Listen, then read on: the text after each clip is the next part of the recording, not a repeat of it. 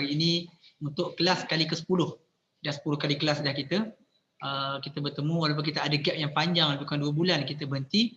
Alhamdulillah minggu lepas kita dapat teruskan kembali dan minggu ni kita teruskan untuk kelas yang ke-10. InsyaAllah hari ini kita akan sambung pengajian kita berkaitan bab tayammum.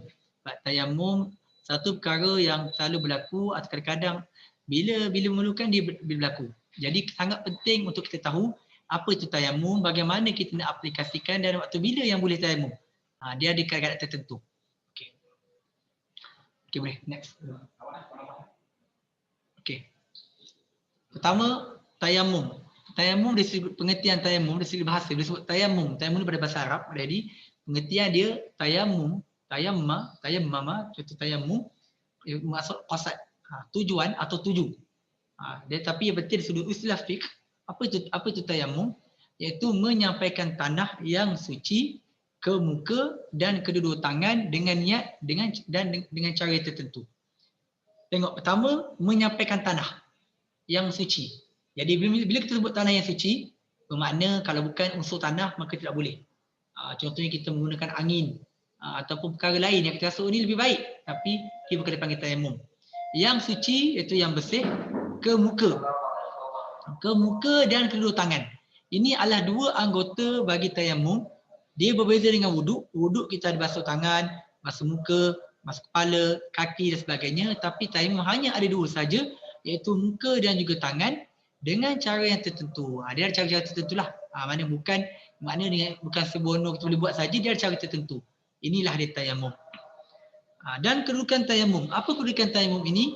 Dia sebenarnya dia sebagai ganti kepada wuduk. Jadi asal kita bersuci untuk solat, untuk kita beribadah, contohnya kita solat, kita nak mengaji Al-Quran, kita nak tawaf sebagainya, asalnya mesti dalam keadaan wuduk. Tetapi dalam keadaan tertentu Islam membenarkan kita menggunakan tayammum. Menggunakan keadaan tayammum dan keadaan tertentu di mana keringanan ataupun kelonggaran Islam bagi, kita boleh menggunakan tayammum atau keadaan tayammum. Okey. Next. Okey. Bila kita sebut tayammum boleh, dia kena ada sandaran dalil. Ada dalil, kalau tidak kata boleh-boleh apa dia? Pertama berdasarkan ayat Al-Quran. Dijelas disebut ayat Al-Quran dalam surah Al-Maidah ayat ke-6, wa in kuntum marda aw ala safarin aw ja'adum minkum minal ra'iti aw lamastumun nisa falam tajidu ma'an fatayammamu sa'idan tayyiban. Okey. Famsahu biwujuhikum wa aydikum min. Okey, disebut sini jika kamu sakit. Ini antara keadaan yang dibolehkan kita bertayammum jika kita sakit atau dalam perjalanan atau kembali dari tempat buang air atau menyentuh perempuan. Ini keadaan yang membatalkan wuduk atau keadaan yang menyebabkan kita wajib wuduk tapi kita tidak memperoleh air.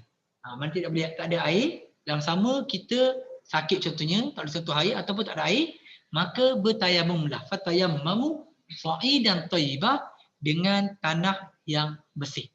Bila sebut sebersih thayyibah yang suci dan bersih, makna bebas daripada najis lah. Kalau contohnya kita tanah, kalau sebut hanya tanah saja tapi tanah tu bercampur dengan najis, maka tak boleh. Contohnya tanah ni adalah, kita tengok tanah ni tanah tempat contohnya kucing kencing. Maka tanah tu tak boleh guna sebab apa? Dia telah bercampur dengan najis. Tapi kalau tanah tu bersih ataupun tanah kita tak pasti bersih ke tidak, kita ambil hukum asal per tanah adalah bersih. Kita kena clear lah. Kecuali kita memang confirm kawasan tu memang selalu anjing akan membuang situ contohnya, maka ketika itu kita bolehlah ada syak. Tapi kalau kita pergi tanah yang kita tahu tak ada bau, secara fizik kita tak nampak apa, mana asal dia adalah bersih. Jangan kita mengetatkan bahawa asal ialah kotor, itu benda lain lah. Okey. Sama juga isu yang baru ni kan. Katanya di Alamanda babi hutan masuk Al-Ihsan. Jadi kita tengok, itu saja selingan lah. Kita tengok memang kena sertu. Tapi tengok sertu ni adalah keadaan yang mana tempat yang confirm dia sentuh. Kedua, kita confirm atau tidak dia basah ataupun tidak. Kalau kering, no issue, tak ada issue. Jadi sebenarnya Islam tu mudah, jangan kita susahkanlah. Tapi jangan kita mudah-mudah pula. Okey, itu pertama. Yang kedua, dalil daripada hadis Nabi SAW. Ada banyak dalil. Antaranya adalah wajulat lana al-ardu kulluha masjidah wajulat turbatu lana tahuran idza lam tajid ma. Okey, dijadikan muka bumi ni semuanya adalah sebagai masjid. Apa makna dia? Bermaksud kita boleh solat di mana-mana sahaja. Kecuali beberapa tempat je yang tak boleh sebut, tandas contohnya, kandang haiwan. Nanti dibincangkanlah tentang solat nanti. Tapi umumnya semua boleh solat. Antara tempat orang solat adalah di tengah-tengah laluan. Contohnya kat highway tu bypass kita solat, tak boleh. Tak boleh kat situ. Tapi kat tempat lain tidak ada masalah. Okey, dia dijadikan tanah bumi ini bersih jika ketiadaan air. Jadi bermakna bila tak ada air kita boleh gunakan tanah ini sebagai ganti untuk wuduk. Okey, next Zul. Okey, ada 4 sebab yang dibolehkan bertayamum. 4 sebab yang kita tahu bila berlaku salah satu padanya maka Islam membenarkan untuk kita bertayamum. Pertama disebut ketiadaan air secara hissi atau syar'i. Ini kita kata apa itu hissi, apa itu syar'i. Yang kedua, air berada terlalu jauh daripadanya. Contohnya dekat tempat dia ni tak ada air. Air ada contohnya dekat tempat lain yang jauh. Maka ketika itu dibolehkan tayamum. Keadaan yang ketiga, dia tidak boleh menggunakan air. Air ada. Air wujud, air ada dekat depan mata. Tapi tak boleh gunakan air secara hissi atau syar'i. Nanti kita akan tengok apa itu hissi, apa itu syar'i. Dan yang terakhir adalah keadaan cuaca yang terlalu sejuk. Jadi ada 4 keadaan ni. Tak ada air, air jauh sangat ataupun tak boleh gunakan air ataupun terlalu sejuk, maka ketika itu dibolehkan. Okey, next slide. Okey, kita tengok. Pertama, ketiadaan air secara hissi atau syar'i. Apa contoh ketiadaan air secara hissi? Hissi ni yang dirasa. Contohnya, seorang itu dia bermusafir dan dia tidak menjumpai air untuk digunakan dalam bersuci. Okey. Maksudnya apa? Memang dia tak nampak. Tak ada betul-betul. Maka ketika itu, maka tidak wajib ataupun dia boleh untuk solat ataupun mandi wajib dengan keadaan bertayamum. Okey, yang kedua, contoh ketiadaan secara syar'i, seorang tu ada air, tapi air tu sikit sangat, ia hanya cukup untuk minum dan keperluan lain. Contoh isu yang kat Selangor tak ada air contohnya kan. Air yang ada hanya untuk cukup dia minum air satu keluarga. Jadi Islam tak nak sampai kita nak ibadah sampai kita pun terkorban. Sebab air ni minum penting. Jadi jalan keluar dia, air itu jadikan minuman, kita nak solat tayamum. Itu dipanggil syar'i. Yang dulu keadaan. Yang pertama tadi memang tak ada langsung. Yang kedua ada air tapi tak cukup. Air tu cukuplah untuk apa? Untuk minum sehari semalam contohnya. Ataupun jangkaan air tiada 3 hari 3 malam. Jadi air tu cukup untuk waktu tu, maka ketika itu juga dibenarkan untuk bertayamum. Okey. Next. Okey. Sebab yang kedua iaitu air berada terlalu jauh daripadanya. Apa maksud dia? Tempat seorang itu berada tiada air. Contohnya kita berada dekat IM tiada air. Jadi jarak kita dengan tempat punya air adalah lebih daripada 2.5 km. Okey. Ini adalah jarak yang ulama fiqh keluarkan pada zaman dahulu. Pada zaman dahulu disebut 2.5 km sebab satu jarak yang susahlah, yang jauh untuk solat dengan berjalan kaki sebagainya. Tapi zaman sekarang ni kita tengok baliklah. Tengok balik maknanya kalau contohnya ke IM tak ada tapi kat Masjid Pecai Besar tu ada, mana boleh pergilah, tak ada waktu lagi. Tapi kalau contohnya ni ulama bincangkan, kalau kita nak pergi tempat yang ada air tu menyebabkan kita habis waktu solat kita. Contoh kat Terengganu je ada air, kalau Terengganu. Memang habis waktu solat lah. Pada waktu tu tak perlu, cukup kita tayamum solat. Okay, sebab dia berbeza tengok keadaan lah. Definisi jauh dekat tu berbeza ikut zaman. Ni zaman yang dibincangkan dalam kitab-kitab mazhab fiqh Syafi'iyah. Okey. Maka apa hukum keadaan ini? Hukum tidak wajib sudah pakai air tersebut dan boleh bertayamum. Okey. Next. Keadaan yang ketiga, sebab tidak boleh menggunakan air secara hissi atau syar'i. Okey, ini satu keadaan yang memang biasa berlaku kat hospital. Pertama, secara hissi apa? Air itu wujud dekat dengan dia. Air itu ada dekat dia. Maksudnya tak jauh dari nampak air itu, tapi air itu ada di bawah penguasaan pihak musuh. Ataupun orang yang jahat ataupun orang yang zalim. Keadaan ini kita mungkin tak nampak, tapi kalau kita tengok di negara yang berperang contohnya, ataupun kita tengok negara yang sekarang yang bergolak sebagainya, ada setengah kadang-kadang tu air, punca air semua telah dirampas. Air yang ada cukup untuk diminum. Air yang ada contohnya dekat seberang ataupun dekat Bengkalan tu tentu contohnya banyak mungkin satu empangan. Tetapi kalau lagi ambil, dia akan dibunuh contohnya. Pada ketika itu air yang ada untuk minum, buat minum, dia bertayamum. Itu maksud dia keadaan dah. Kadang kita tak nampak sebab kita tak lalui, tapi bila kita nampak, kita faham konsep asas, mudah. Okey. Keadaan yang kedua, contoh tidak boleh menggunakan air secara syar'i, apa dia? Air wujud dekat dengan dia, namun dibimbangi berlakunya penyakit atau bertambah teruk penyakit sedia, atau melambatkan proses kesembuhan jika menggunakan air. Ini biasa berlaku dekat ward. Biasa berlaku bagi orang sakit, kat klinik sebagainya biasa berlaku. Air memang ada dekat ward, tak ada masalah dekat air kalau kita ngenas ada contohnya. Tapi kalau kita kena air kat badan kita menyebabkan mungkin bertambah tu penyakit kita. Ataupun yang elok tak ada penyakit, jadi ada penyakit infection contohnya. Ataupun dia tidak bertambah penyakit lain, tapi patutnya boleh sihat dalam masa seminggu, mungkin menjadi 2 minggu, 3 minggu dan sebagainya. Pada waktu itu kita dibenarkan dalam Islam untuk kita bertayamum. Ini sebut contoh tidak menggunakan air secara syar'i. Beza history tadi, bila keadaan contohnya air wujud, kita tak sakit apa-apa, tapi sebab dikuasai oleh pihak musuh. Boleh clear Okay, next. Okay, sebab yang keempat, bila kita dibolehkan bertayamum, bila cuaca yang terlalu sejuk. Cuaca terlalu sejuk, tapi ada 2 syarat kat situ. Pertama, kita bimbang atau khawatir bila kita gunakan air itu boleh memudaratkan kita. Bila air terlalu sejuk, tengok syarat kedua, dan juga kita tidak ada heater contoh. Tak ada pemanas air, kita paksa gunakan air itu, jadi pada waktu itu kita dibenarkan untuk bertayamum. Tapi pada pandangan saya, cuaca di Malaysia ini sejuk subuh atau sejuk musim banjir pun dia tidak sampai ke tahap boleh bertayamum lagi lah. Tak sampai kulit kita. Tapi kalau kat negara yang musim yang lama, yang kat Rusia contohnya, yang mana dia punya darjah Celsius negatif sebagainya, kena tengok keadaan ni. Kalau kat rumah dia tak ada heater atau heater rosak sebagainya, maka boleh kena tayamum. Sebab apa? Kalau dia kena air, sampai ke tulang, sampai boleh menyebabkan kesihatan. Cuma dia ada implikasi lah. Implikasi tu disebut sini, kalau keadaan orang tu bertayamum dalam keadaan cuaca terlalu sejuk, dia dah cukup 2 syarat yang disebut sini, maka tapi kalau dia solat, dia wajib qada solat jika seorang itu bertayamum disebabkan cuaca sejuk dalam keadaan wujudnya air. Sebab apa? Air wujud masalah dan dia tidak ada implikasi yang clear lah. Sebab apa dia, kalau penyakit, dia dah tahu dah kemungkinan yang berlaku. Tapi kalau air terlalu sejuk ni, kemungkinan penyakit kemungkinan tidak, ataupun terlalu sejuk tak tahan. Maka kalau dalam mazhab fiqh dia, dalam mazhab Syafi'i, dia kata kalau keadaan macam ni wajib qada. Itu kita tengok keadaan. Okey, next. Okey, sekarang ni kita pergi pada syarat-syarat tayamum. Di sini ada 5 syarat tayamum. Okey.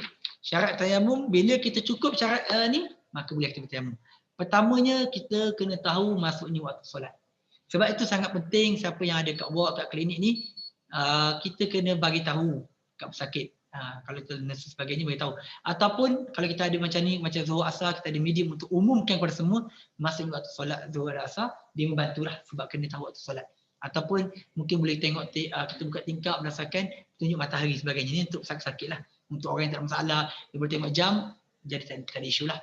Okey, yang kedua, bagi isu yang tidak ada air, contohnya. Yang tak ada air bukan isu dia tak boleh kena air, tak ada air. Dia kena berusaha untuk cari air sebab masih waktu solat.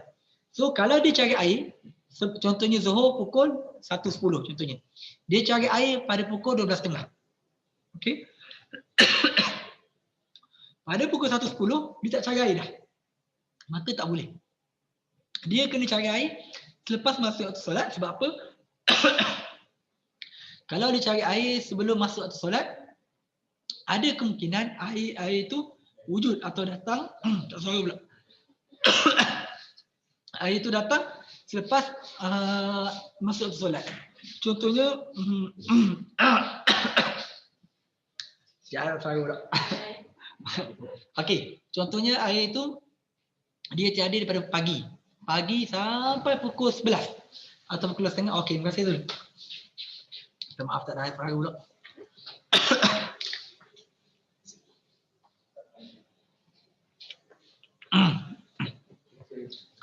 Contohnya tak ada air daripada pukul pagi, dibangun subuh tak ada air dah. Ataupun subuh ada air, pukul 7 tak ada air, gangguan air. Lepas tu dia cari air pukul 11, 12. Bila masuk waktu Zuhur, dia tak cari air dah. Maka tak boleh. Dia kena berusaha selepas masuknya waktu solat. Sebab bilakah dia diwajibkan untuk wuduk adalah selepas masuk waktu solat. Jadi waktu itulah baru dia kena cari air. Kalau dia cari semua tak apa, tapi lepas tu cari kalau tak ada juga, maka dibolehkan dia untuk bertayamum. Yang ketiga, dia kena gunakan tanah berdebu yang suci lagi menyucikan. Yang makna yang suci lagi menyucikan ni makna yang bersih lah. Kalau debu tu contohnya tak suci tapi tak menyucikan, contoh debu tambah dengan apa? Letak dalam air teh contohnya. Mungkin ada debu lagi tak dalam air teh contoh. Dia dah suci tapi tak menyucikan dah. Debu tu masih lagi suci tapi tak menyucikan. Kalau tak suci dan tak menyucikan, debu contoh tadi, debu yang bercampur dengan air kencing, kucing contohnya, maka tak boleh. Yang keempat, menghilangkan najis terlebih dahulu sebelum bertayamum. Okey, dia sama juga dengan kaedah wudu. Kalau contohnya kita pergi tandas ataupun kita ada di pakaian kita atau di badan kita ada najis. Air pun tak ada. Kita kena usaha hilangkan najis kat badan kita contohnya. Dengan apa? Dengan kita boleh guna istinja. Kita lap dengan benda-benda yang keras contohnya. Untuk kita buang, kita cuba buang, kemudian barulah kita bertayamum. Kalau kita bertayamum dalam keadaan najis masih lagi ada kat badan kita, maka dia tidak sah lah. Okey, sama dengan wudu. Dan yang kelima, berijtihad menentukan arah kiblat sebelum bertayamum. Sebab tayamum ni kita nak solat, jadi kita kena dah tahu dah kiblat. Ini kalau keadaan kita tersesat ataupun kita kat musafir, dia sesuai lah. Tapi kalau kita kat hospital, dekat rumah, ajar rumah tak ada air, takkan tak tahu kiblat. Solat selama ni kan dah tahu, maka tak ada isu. Tapi isu ni kalau kita berada di tempat yang baru, yang kita tak tahu macam mana, kita kena cuba tahu kiblat kat mana, lepas tu kita baru bertayamum. Ini disebut dalam mazhab Syafi'i. Okay, next. Okay, kita pergi pada rukun tayamum. Rukun tayamum hanya ada 3. Berbeza dengan wudu. Wudu ada banyak lagi. Dia ada niat, basuh muka, basuh tangan, kepala, kaki. Tapi tayamum dia ada 3 sahaja. Pertama, niat. Mana kita kena niat lah. Niat tayamum. Bukan nak main pasir sebagainya. Tayamum, niat. Tapi niat tu seperti tersebut ini ialah nantiasan hati. Tak perlu lafaz. Kalau lafaz pun terpulang. Tapi tak lafaz tak ada masalah. Yang kedua, lepas kita niat, kita menyapu muka dan kedua tangan hingga ke siku dengan 2 kali tepuk. Macam mana cara dia? Okey, nampak ke tak nampak? Okey. Nampak ke tadi? Kecil. Okey. Contohnya ni tanah kan. Kita ambil tepukan pertama. Okey, lepas tu mula kita kena buka macam ni. Nanti kita buat atau bukan sunat kita kena buka sebab kalau kita nak biar tanah tu kena kat semua ni. Okey, lepas tu kita boleh nipiskan. Nipiskan macam ni boleh, nak tiup pun boleh terpulang. Okey, lepas habis ni kita basuh muka. Kita tangan atas, kalau sunat atas macam ni. Bawah. Okey, setal. Sekali saja. Bukan jangan kita konyol-konyol macam basuh muka tu, tidak. Tayamum hanya simple saja, sekali saja. Okey, selesai. Kemudian kita ambil yang kedua, sama juga 2 kali macam ni, lepas kita mula dengan tangan kanan. Kita boleh tangan macam ni boleh ataupun macam ni pun boleh. Lepas habis ni kita jangan angkat. Kita terus pergi tangan kiri, sambung. Sebab bila angkat disebut sebagai sudah mustakmal. Jadi maknanya 2 kali tepuk, 1 untuk muka, 1 lagi untuk 2 tangan. Jadi berbeza dengan wudu. Kalau wudu, kita basuh tangan kanan dulu kan, terus tangan kiri. Tapi tayamum, 1 muka, kanan tu, habis tangan debu ni, sambung dengan tangan kiri. Itu cara dia. Dan jangan angkat. Okey, itu cara kalau kita nak bertayamum. Untuk kita kena faham, video pun banyak, untuk nak ajar pesakit, pengajar keluarga, ahli keluarga kita, sangat perlu tahu perkara ini. Dan yang terakhir, kena ikut tertib. Tertib dia jangan kita starting tu, kita semangat tangan dulu. Start tangan dulu, baru muka. Maka tidak salah. Tapi boleh, kalau kita tangan dulu, muka, tangan balik. Tak apalah, dikit tangan pertama tu dia panggil dah delete lah. Dia macam dia macam tak wujud. Tapi kalau tangan, muka, tak patah balik tangan, maka tak boleh. Tertib kena ada. Sebab apa? Itulah cara yang Nabi ajar. Dan cara Nabi tunjuk, dan kita kena ikut. Okay, next. Okey, sunat tayamum dia ada dua bahagian. Satu sunat yang sama seperti perkara sunat waktu wudu. Satu lagi ada 2 perkara yang mana dalam wudu tak ada tapi dalam tayamum dia lah perkara sunat. Okey, next. Okey, dia ada 7 perkara sunat yang mana dia sama dengan perkara sunat ketika wudu.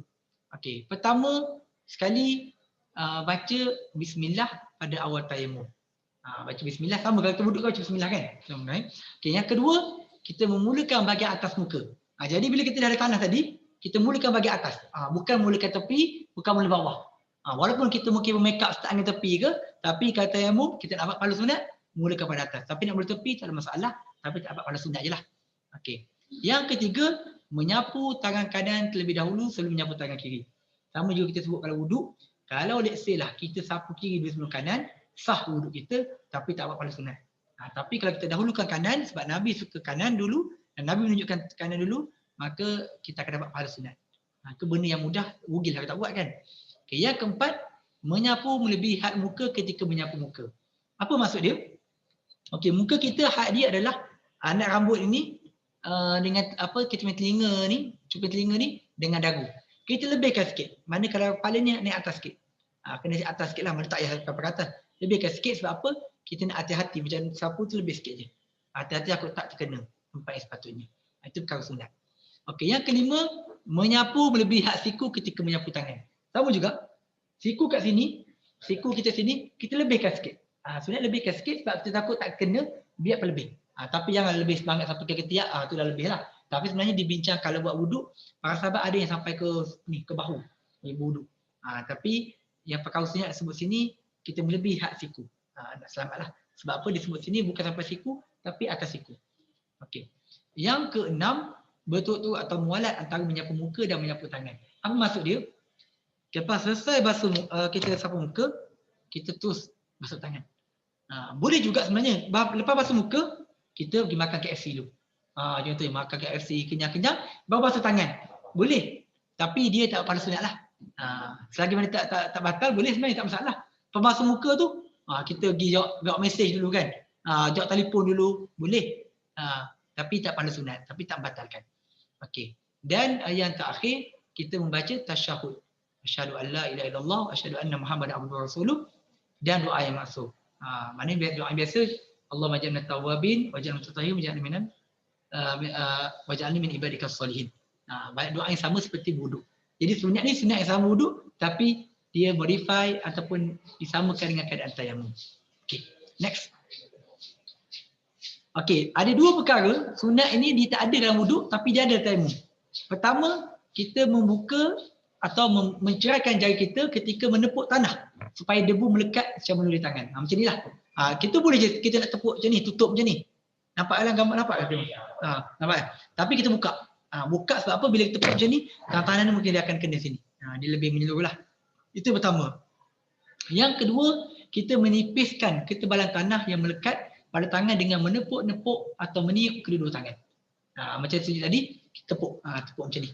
Tak tiup pun boleh, tepuk pun boleh. Tak ada masalah. Sebab bila tebal ni, bila kena kat badan kita melekat banyak lah. Sebab Islam, kita bukan nak pada tanah tu. Sebenarnya kita nak satu syarat yang Islam ajar nak gantikan wuduk. Ya? Boleh juga sebenarnya. Tapi dia macam jadi, tapi saya cadangkan macam ni lah. Sebab dia akan mencampur tanah ni dengan ni. Macam ni. Yang nombor 3. Okey, itu berdasarkan hadis riwayat Al-Bukhari. Kita terus next. Okey. Di sini ada 4 perkara yang membatalkan tayamum. Ada 4 perkara yang membatalkan tayamum. Okey, pertama, semua perkara yang membatalkan wuduk, dia juga membatalkan tayamum. Okey, contohnya apa dia? Kita tayamum, apa contoh batalkan wuduk? Terkentut. Maka batal tayamum. Apa lagi? Bersentuhan. Bersentuhan antara Belanda dan Argentina batalkan tayamum. Apa lagi contoh? Buang air kecil, buang air besar, batalkan wuduk. Maka dia juga batalkan tayamum. Okey, yang kedua, kalau ada air selepas tiada. Apa ni kita akan bincang macam mana keadaan kalau dia dah tayamum, tiba-tiba ada air. Apa ni kita akan bincang ada masalah.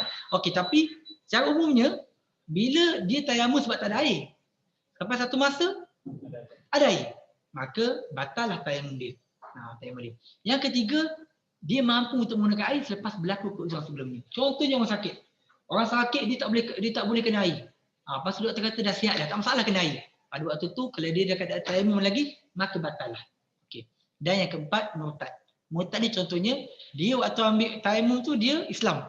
Tiba-tiba dia keluar dari Islam, maka terbatallah tayamum dia. Okey. Clear Okey, 4 keadaan. Dia ambil tayamum, macam dah pakai telekuk, solat ada air. Itu kita akan bincang apa ni. Nanti akan ada perbincangan tentang perkara ni. Dia ada keadaan yang ambil wuduk, kita ambil wuduk tapi tak solat lagi. Ambil tayamum tapi dah solat. Okey ni. Soalan tadi ada? Okey, tengok Keadaan wujud air selepas ketiadaannya. Ada 3 keadaan. Okey. Pertama, dia tayamum dalam keadaan tak ada air. Tak ada air. Lepas tu dia solat. Lepas habis solat, Assalamualaikum warahmatullahi wabarakatuh. Tiba-tiba tengok dah ada air, keluar air, ikut air semua keluar air. Maka macam mana hukum dia? Solat dia sah dan juga tidak wajib qada. Sebab apa? Telah selesai ibadah dilaksanakan. Itu keadaan pertama. Keadaan kedua, dia tayamum tekan tak ada air. Tengah solat tu, tiba bunyi air turun. Hujan ke, turun air paip sebagainya. Macam mana keadaan dia? Solat juga sah. Dan tidak wajib qada, tapi yang lebih baik disebut dalam mazhab Syafi'i, dia hentikan solat dia dan ambil wuduk. Jadi mungkin sampai akhir pun tiba bunyi air, hentikan solat, ambil wuduk, solat yang keadaan sempurna. Tapi kalau dia nak solat juga, nak sahurkan solat pun sah solat dia, tak wajib qada. Antara afdal dengan mafdul. Mana lebih baik dan juga kurang baiklah. Okey. Keadaan ketiga. Jika air wujud selepas selesai bertayamum namun belum menunaikan solat. Okey, macam ni keadaan dia? Dia dah tayamum, macam kaedah tanya tadi, dah pakai dah. Telekong, tiba-tiba air ada. Maka ketika itu wajib ambil wuduk sebelum menunaikan solat. Okey, clear tiga keadaan ni, yang mana dia yang membezakannya adakah kita dah solat ataupun tidak. Kalau selesai tak payah qada dah. Kalau tengah solat lebih baik menghentikannya, tapi kalau teruskan tak ada masalah. Tapi kalau belum solat lagi wajib ambil wuduk. Okey. Next.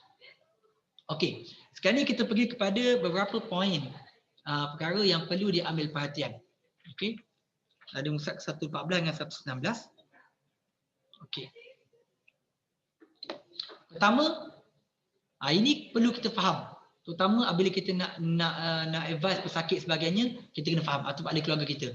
Tayamum untuk solat fardu hanya boleh dilakukan selepas masuknya waktu solat. Okey. Contohnya kita nak bertayamum untuk solat maghrib, contoh tak ada air ataupun sakit contohnya. Maka selepas masuknya waktu solat barulah kita boleh bertayamum. Sebelum tu tak boleh. Clear? Kecuali kalau kita keadaan sakit, kita solat jamak. Jamak tu keadaan beza lah. Sebab kita menggabungkan dua. Tapi kalau keadaan biasa, maka kita kena lepas waktu solat baru kita tayamum. Kalau tidak, tayamum tak kira. Sebab apa? Sebab apa perbincangan dia? Kita diwajibkan bertayamum selepas masuknya waktu solat. Sebab bila waktu solat, mana wajib solat. Kalau sebelum zuhur, adakah kita wajib solat zuhur? Tak wajib. Maka tayamum tak wajib lah. Sebab tayamum dengan wuduk ni adalah mewajib perkara nak solat, wajib kena ada keadaan bersuci, tayamum dengan wuduk. Jadi bila tak wajib solat, lagilah tak wajib wuduk dengan tayamum. Itu. Dah kedua usul fiqh macam tu. Nak bagi clear kenapa. Tapi bila masuk waktu solat, maka makna kita yang sihat, yang ada akal sebagainya, wajib untuk solat. Bila wajib solat, kita alat untuk solat, untuk wuduk, tak ada. Tak boleh ke, tak ada air ke, maka ketika itu dibolehkan untuk bertayamum. Okey. Itu keadaan yang pertama. Okey. Yang kedua, kita faham juga satu tayamum hanya valid untuk satu solat fardu sahaja. Sama ada solat fardu secara tunai ataupun qada. Okey. Macam mana? Kita bertayamum, okey, kita tayamum untuk solat maghrib kan. Orang azan maghrib kita tayamum. Okey. Lepas solat maghrib kita tak batal pun, tak ada kentut, tak ada solat apa, tayamum masih ada lagi. Masuk waktu solat Isyak. Bila masuk waktu solat Isyak, kita kena tayamum sekali lagi. Sebab tayamum untuk solat fardu hanya valid untuk satu waktu sahaja.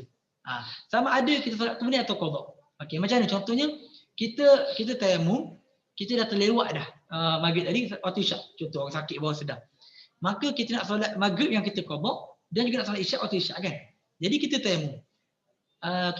Maka solat maghrib tak ada masalah sebab dah masuk Isyak kan. Isyak pun dah masuk waktu. Kita tayamum, kita solat qada maghrib dulu contohnya. Nak solat Isyak, kena tayamum kali kedua. Sebab dia hanya satu solat fardu saja. Tapi kalau untuk solat sunat, kita boleh satu tayamum nak solat banyak mana pun tak apa. Kita tayamum nak solat apa? Solat tahajud, witir, taubat semuanya, cukup satu tayamum saja. Even solat jenazah yang mana solat fardu tapi kifayah, bukan solat fardu yang 5 waktu, pun boleh disekalikan satu tayamum untuk banyak-banyak solat. Kalau ni solat tahliyah dulu maksudnya boleh kan kita tayamum dulu solat tahliyah fardu. Kan ini kan tengah azan dahulu baru betul-betul. Betul lah, tengah azan dahulu maksudnya dalam satu solat yang sama kan. Boleh macam contohnya okey, contoh zuhur kan. Okey, masuk waktu zuhur. Air tak ada, still lagi tak ada. Okey, dia cari dah. Dia cari air tak ada. Okey. Dia pun tayamum. Bila tayamum, dia solat qabliyah zuhur, dia solat fardu zuhur, dia solat ba'diyah zuhur, lepas tu nak solat lagi tahiyatul masjid contohnya kan. Semua boleh. Tapi fardu satu je zuhur. Asar tak boleh. Bila masuk waktu asar, dia masih boleh solat sunat lagi. Boleh. Selagi mana dia tak menunaikan solat fardu. Betul lah. Mana kalau contoh masuk waktu asar. Masuk waktu asar, taimum dia ada lagi. Dia solat, nak solat qabliyah asar dengan taimum zuhur boleh. Boleh, tak ada masalah. Tapi bila solat asar tak boleh. Clear lah. Bagus soalan tu, maknanya dia kita faham bukan waktu. Fardu atau sunat solat tu, bukan sebab waktu. Okey. Dia waktu berkaitan nak ambil bila tu. Taimum tu. Okey. Next. Okey. Berapa perkara yang perlu diambil perhatian? Okey, ni sama juga. Tayamum merupakan ganti kepada mandi wajib jika seorang itu diwajibkan untuk mandi dalam masa sama dia mempunyai sebab yang syar'i untuk dibolehkan bertayamum. Okey, seorang itu maksudnya kalau contohnya dia bersama dengan isteri dia contohnya, maka dia keadaan berjunub. Ataupun perempuan yang dah suci daripada haid, dia kena mandi wajib kan. Tengok waktu tu tak ada air, contoh tak ada air. Ataupun sakit, ataupun sakit, ataupun dia keadaan sakit dia bermimpi contohnya yang wajibkan dia mandi. Maka macam mana? Kadang-kadang orang salah faham. Dia ingat tayamum untuk mandi wajib ni kena ratakan panah kat satu badan. Jangan. Jangan gitu, ertih tak. Walaupun nampak macam tak wajib, tapi itulah. Setelah sebab dia tayamum ni dia meringankan kewajipan yang mandi wajib tadi, maka kita boleh gantikan mandi wajib tadi dengan bertayamum. Walaupun mandi wajib nampak satu badan, tapi boleh tayamum still muka dan tangan sahaja. Syarat tadi 4 perkara tu syarat di mana tak ada air, ataupun tak boleh guna air, atau terlalu sejuk yang memang dah tak boleh nak panaskan, ataupun satu lagi apa tadi? Kalau musuh tak ada air. Saya satu lagi apa dia? Sekejap. Kosong musuh tu yang bawah tak boleh guna air tu kan? Satu lagi air terlalu jauh. Terlalu jauh. Jadi 4 keadaan dia. Mana air terlalu jauh, orang dengan dia tak ada air, terlalu jauh, dia tak terlalu jauh tu mana tak ada air, dan terlalu jauh lah dia sama, ataupun tak boleh gunakan air, tak boleh guna air tu ada musuh ke, sakit ke, ataupun terlalu sejuk, dan sama dia kena mandi wajib. Ketika itu boleh bertayamum. Satu soalan dah. Okey. Macam pelik sikit lah soalan ni. Okey. Kadang mungkin berlaku kan. Keadaan tak ada air. Okey. Tapi ada satu punca air, tapi bukan milik dia. Macam mana tu? Bukan milik dia tu, bukan kata dia, bukan maknanya pipe tu, maknanya pipe tu pipe orang lain. Tiba-tiba jumpa pipe, tapi dia tahu pipe ni ada tu, ada pipe kan? Tapi tak tahu siapa. Okey. Dia kalau dalam fiqh dia bahaskan isu kita menggunakan air hak milik orang lain ataupun air kita curi, air rampas macam tu kan. Macam mana hukum dia? Hukum dia kalau kita mandi dengan air tu sah mandi kita, tetapi kita berdosa. Dosa. Tetapi kalau maknanya yang sepatutnya kita cuba cari tuan dia, tapi kalau tak ada juga maka kita tayamum, bukan hak milik kita. Kita tak guna air, kita tak guna, bukan hak milik kita lah. Tapi kalau kita guna, kita kedegak, kita guna juga air tu, sah kita punya tu, tapi berdosa. Berdosa. Jadi kalau tak nak berdosa, kita buat yang Islam bagi jalan tu tayamum sebab bukan milik kita lah. Dan kalau kita minta tuan dia pun sebenarnya kalau tuan nak guna air, tak apa, kalau tuan dia yang tak nak berkira, maknanya bukan salah kita lah, tuan dia lah yang tu. Itu. Okey. Clear? Okey. Ini berdasarkan contohnya kisah ni, ada kisah sebenarnya, ada kisah sahabat Nabi SAW yang mana dia bermimpi pada musim sejuk ni, dia bermimpi menyebabkan dia kena mandi. Okey, pada keesokan hari dia tanya sahabat lain macam mana keadaan dia. Kena ke tu. Sahabat kata kena mandi. Tapi minta maaf, dia ada luka. Dia ada luka di kepala. Dia luka di kepala. Lepas tu dia bermimpi menyebabkan dia wajib mandi. Lepas tu dia tanya dengan sahabat-sahabat yang lain macam mana. Dan sahabat lain bagi fatwa bahawasanya dia kena mandi juga. Sebab mandi wajib kan.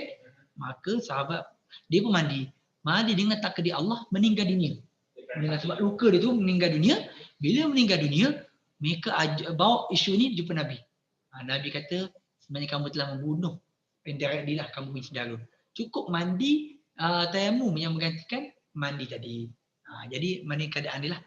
Jadi kita tengok keadaan mana memang keadaan yang sakit atau keadaan sebenarnya yang tak nak mandi, tak sebenarnya kena mandi, kena tayamum pun terserah cara dia. Okay. Clear? Okay, next. Okay, sekarang ni kita masuk pada beberapa situasi yang ada yang biasa berlaku di hospital atau ward. Pertama, pesakit perlu memakai balutan pada anggota wuduk. Ini kita dah bincangkan sebelum ini, lebih kurang, tapi kita bincang sekali lagi sebab dia katakan tayamum. Pertama kita tengok. Pesakit tu dia perlu pakai balutan contohnya dekat tangan. Tangan adalah anggota wuduk. Dan juga anggota wuduk dan juga anggota tayamum. Dia ada beza. Contohnya kepala atau kaki dia adalah anggota wuduk tapi bukan anggota tayamum. Dia akan ada aplikasi sikitlah. Muka dan tangan anggota wuduk dan juga anggota tayamum. Okey, let's say dekat tangan dia ada balut. Okey. Ataupun luka yang tak boleh kena air.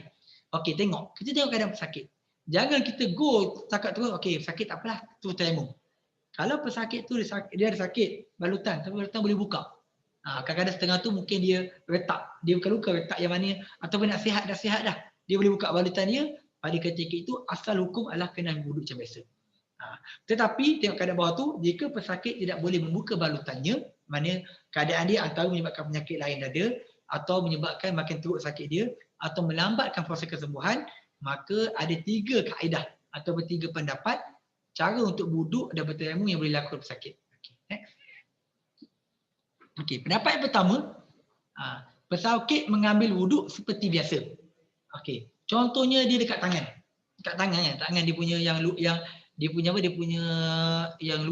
yang tak boleh kena air tadi, dia ambil wuduk muka macam biasa.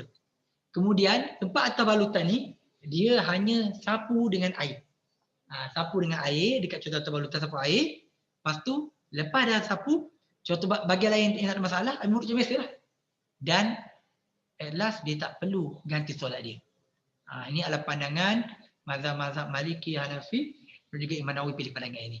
Pandangan ini sebenarnya adalah pandangan, pada pandangan saya, pandangan ini adalah pandangan yang paling praktikal dekat work dengan klinik. Tapi dia bukan pandangan dalam mazhab Syafi'i lah. Kecuali pilihan pandangan ini bukan pandangan muktamad dalam mazhab Syafi'i, tapi ialah pandangan yang dipilih oleh Imam An-Nawawi antara imam dalam mazhab Syafi'i. Okey, pandangan pendapat atau cara yang kedua, pesakit dia ambil wuduk macam biasa. Okey, dia ambil wuduk macam biasa. Contoh tangan tadi dia ambil wuduk kat muka macam biasa. Kemudian dekat bahagian tangan disapu sedikit air di bahagian yang berbalut. Lepas dah basuh, dia tayamum. Dia bertayamum dekat bahagian yang tak boleh kena air tadi. Mana tayamum kat bahagian tangan lah. Sebab nak ganti yang disapu tadi. Lepas tu disambung wuduk anggota yang berbaki. Kepala, kaki semua tu. Lepas tu kalau dia solat, maka dia kena qada solat dia. Bila dia sihat nanti. Ini adalah pandangan mazhab Syafi'i. Okey. Yang ketiga, dia bertayamum. Okey. Lepas tu ambil wuduk seperti biasa. Yang tadi dia dia basuh macam ni. Saya nak bagi contohnya kat tangan tadi kan. Kat tangan tadi, kalau yang tadi dia lap dulu, lepas tu dia tayamum. Yang kedua ni, dia basuh muka sampai kat tangan, dia tayamum dulu, lepas tu baru disapu, dia lap, lepas tu yang anggota lain dia buat macam biasa. Bila dia solat, dia kena ganti solat dia. Jadi tapi kat ward klinik, siapa yang berpegang dengan pandangan mazhab Syafi'i, kita raikan, inilah pandangan. Tapi siapa yang kita tahu bahawa dia terbuka, jadi antara yang praktikal saya cadangkan adalah pandangan yang pertama. Pendapat yang pertama, iaitu pendapat pertama dia kena ambil wuduk macam biasa dan hanya menyapu dekat mana-mana bahagian yang berbalut. Dan juga tidak perlu menggantikan solat. Okay. Boleh? Nampak tak ni keadaannya? Macam kulit muka, terbakar, semua macam kalau sakit yang terbakar dan kebakaran. Okey. Kebakaran, tapi dia boleh, dia masih lagi hidup dan sedar. Tapi perlu macam mana cara dia tayamum wuduk macam mana? Orang yang terbakar. Okey. Terbakar tu dia kena tengok keadaan. Terbakar ada, ni mungkin doktor lebih tahulah tentang perkara ni. Tapi ada terbakar yang yang berhasil boleh kena tanah contohnya. Mungkin ada yang boleh tanah lah. Tu maka ketika itu boleh tayamum.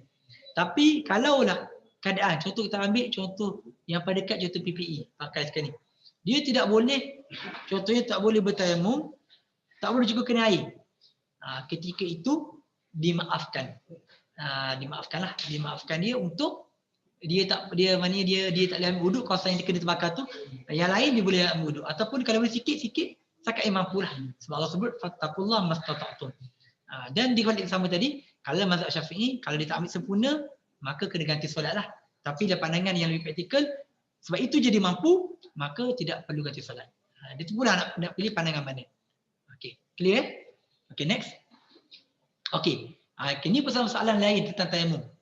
Pesakit itu dipakai pembalut pada bahagian anggota wuduk. Tapi bukan pada anggota tayamum seperti kepala dan kaki. Adakah diwajib untuknya untuk bertayamum?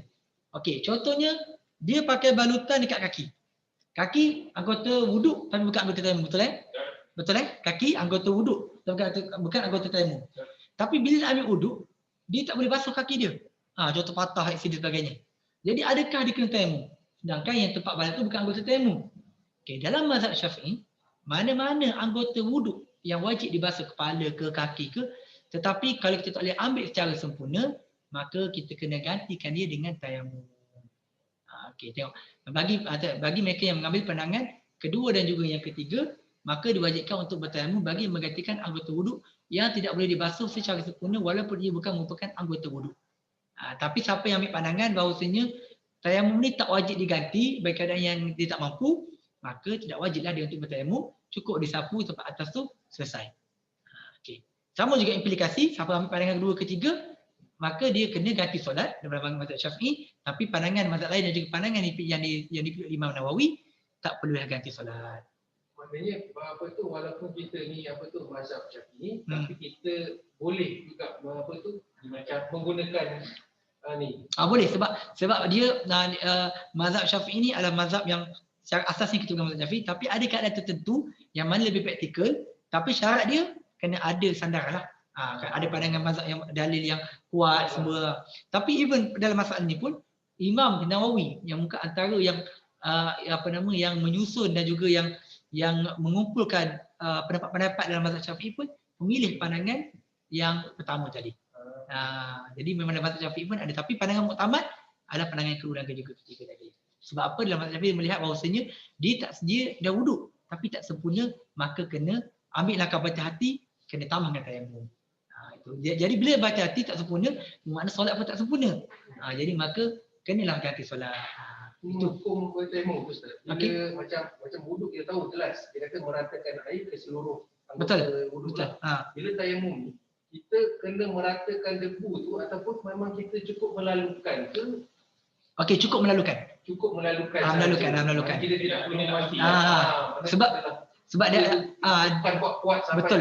Itu kan. Betul. Sebab di antara perkara sunat wuduk adalah kita cukup gosok. Betul. Tapi tidak ada dalam tayamum.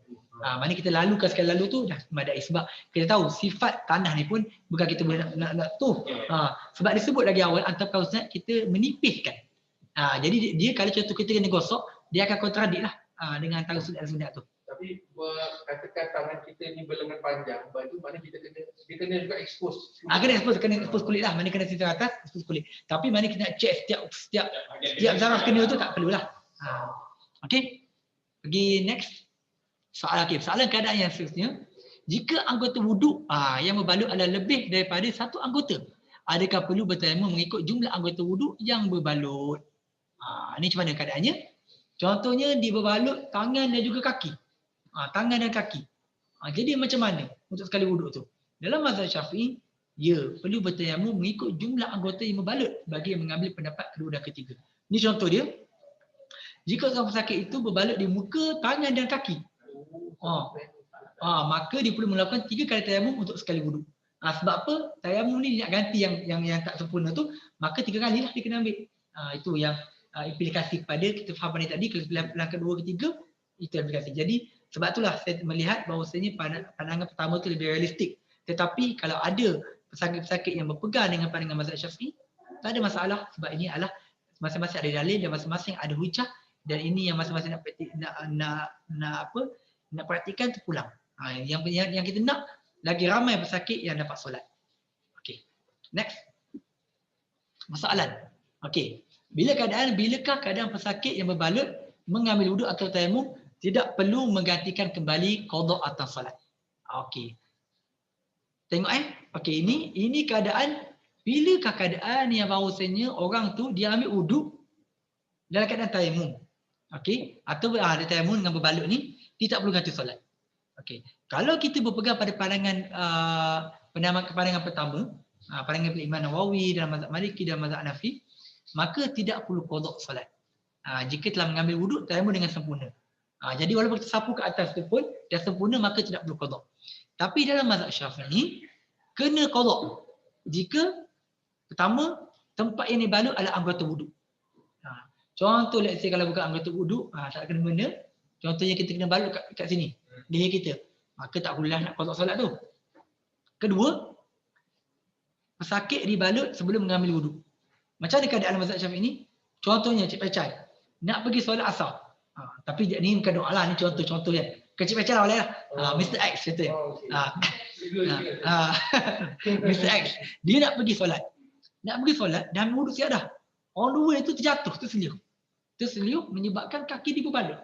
Bila terseliup sakit, masuk buat balut kaki dia. Tapi sebelum berbalut tu dia ada wuduk dah kan. Maka pada ketika itu, kalaulah dia tengok syarat ketiga juga, kawasan balutan ni kawasan yang tidak melebihi daripada had keperluan lah, dibalut ke tempat yang patah saja. Maka ketika itu, kalau dia solat dalam keadaan dia tayamum, ada keadaan bertayamum ataupun berbalut ni pun, maka tak perlu qada solat. Tapi kebiasaan yang berlaku adalah kita tak tahu bila berlaku kemalangan kan. Kecuali kita memang tak tinggal wuduk lah. Tapi kalau kita biasa tak banyak tak ada wuduk pada ada wuduk, maka kemungkinan kita kena qada solat lah. Ni kalau kita ambil pandangan dalam mazhab Syafi'i. Okey. Clear pasal ni? Clear? Okey. Kita pergi pada kalau apa-apa tak clear boleh tanya soalan atau boleh type di bahagian message. Okey, next. Ini adalah soalan minggu ni. Okey, tengok soalan ni. Sulaiman telah dimasukkan ke dalam ward selepas mengalami kemalangan. Doktor telah menasihatkan Sulaiman untuk bertayamum bagi menggantikan wuduk jika ingin menunaikan solat memandangkan keadaan anggota tubuh badannya yang tidak boleh terkena air. Okey, tu situasi dia. Sulaiman telah bertayamum pada pukul 12.45 tengah hari bagi menunaikan solat zuhur. Bila masuk waktu zuhur, Sulaiman terus menunaikan solat zuhur. Okey, nampak? Okey, next. Zul, next slide.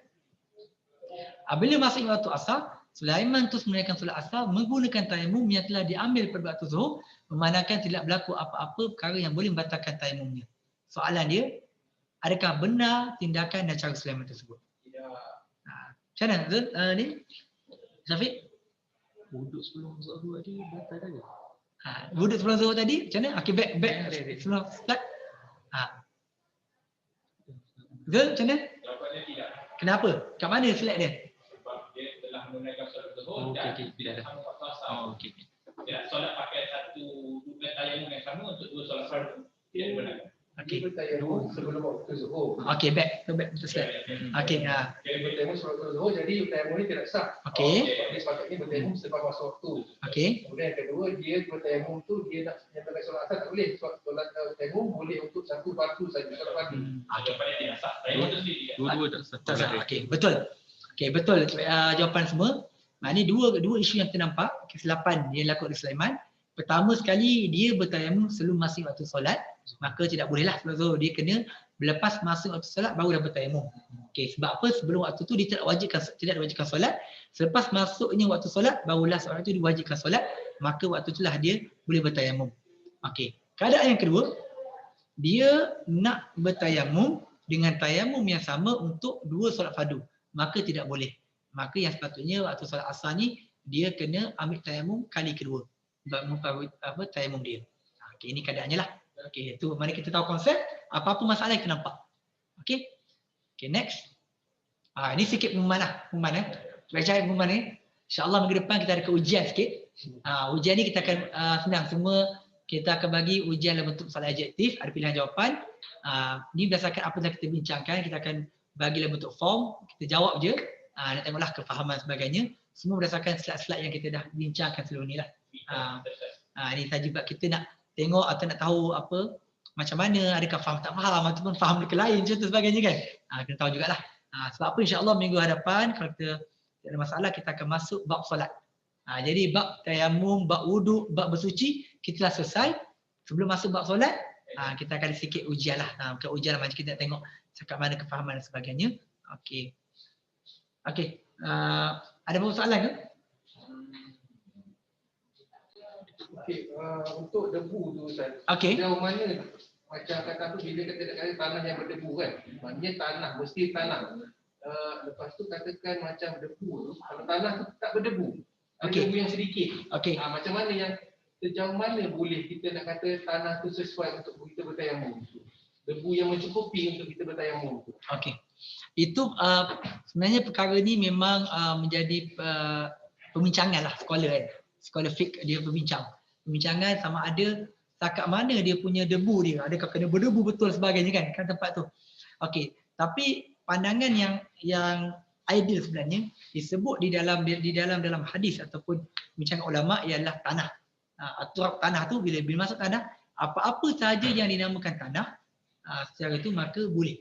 Ataupun mana ada tanah. Tapi ada pandangan sebenarnya, pandangan yang mengambil pandangan bila sebut debu ni di partikel-partikel kecil. Jadi even kalau kat klinik ataupun kat ward pun debu yang melekat di dinding pun dikira boleh. Memang ada pandangan macam tu. Tapi kita nak ambil yang kita nak praktikkan dekat hospital kita ni, kita cuba menyediakan debu tayamum yang mana dia lebih, kita pun rasa tenang lah. Clear memang dia debu tayamum, dia clear ala bersih. Tapi dia setengah keadaan, contohnya memang tak ada langsung. Ataupun dibincangkan, ulama bincang kalau contohnya seorang yang dia berada dalam penjara, contohnya penjara orang kafir yang tak boleh solat sebagainya, dia boleh tepuk dekat dinding yang debu kat situ. Tapi kalau kita ada alternatif ataupun ada cara yang mana kita boleh dapatkan debu yang lebih clear, lebih nampak debu, itu lebih baiklah. Dan itu antara yang kita cuba nak provide dekat hospital kita. Mana kat setiap ward, setiap klinik ada. Tapi tengok keadaan lah. Kalau kita pergi dekat, mungkin kalau contoh kita ada dekat dekat kawasan perumahan kita, bukan kawasan berdebu tapi tanah ada, tanah lembik sebagainya pun boleh pun tak ada masalah. Syarat dia jangan bernajis. Cara yang bernajis lah, maknanya dia tak strict sangat kena berdebu berapa persen sebagainya, tak strict. Okey, soalannya baca Al-Quran pun boleh ya bila bertayamum? Ya. Maknanya dia membolehkan benda-benda yang tidak boleh ataupun sebab dia satu berganti pada wuduk. Bila perkara tu boleh dibolehkan bila kita wuduk, maka samalah bila bertayamum dibolehkan. Okey, sebab bila solat ni adalah perkara yang besar, maka yang Al-Quran ini pun lagi-lagi boleh. Itulah. Okey. Ada apa persoalan lain lagi? Okey, tak ada. Tepat pukul 5 lebih sikit 3 minit. Okey, terima kasih kepada semua yang meluangkan masa pada hari ini. Kalau ada apa-apa soalan boleh ajukan dalam grup WhatsApp insya-Allah. Okey, terima kasih. Aku qauli hadza, astaghfirullah li wa lakum. Assalamualaikum warahmatullahi wabarakatuh. Waalaikumsalam warahmatullahi wabarakatuh.